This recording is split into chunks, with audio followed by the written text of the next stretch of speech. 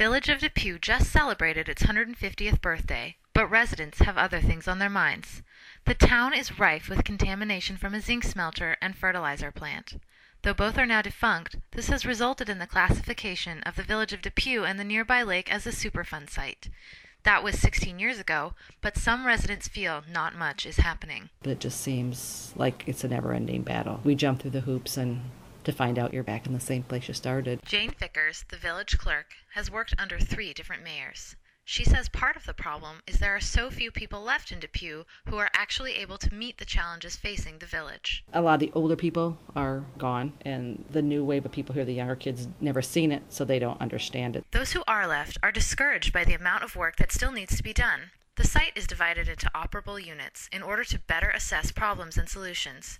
Eric Bryant, mayor of the village of DePue for the last 2.5 years, says that too few of these units have thus far been addressed. The Illinois EPA and the responsible parties, CBS Viacom and ExxonMobil, are in charge of determining the course of cleanup and then doing so.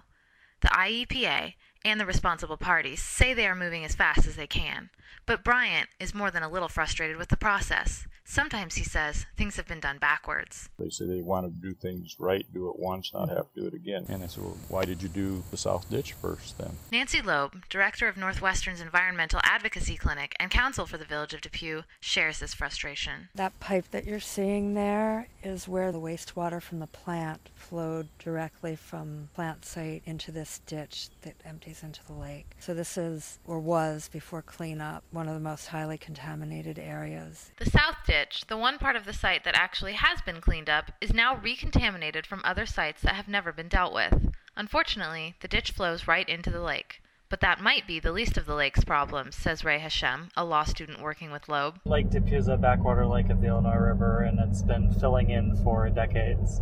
And since 1975, it's lost half of its volume and is now just a few feet deep. The river's continual silting traps contaminants, making it hard for pollution to dissipate. And the silt causes problems for the American Powerboat Association's pro-national boat races held on Lake DePue, a major source of revenue for the village. Brian also feels that, though remediation or cleanup is occurring, it might be happening in the wrong ways.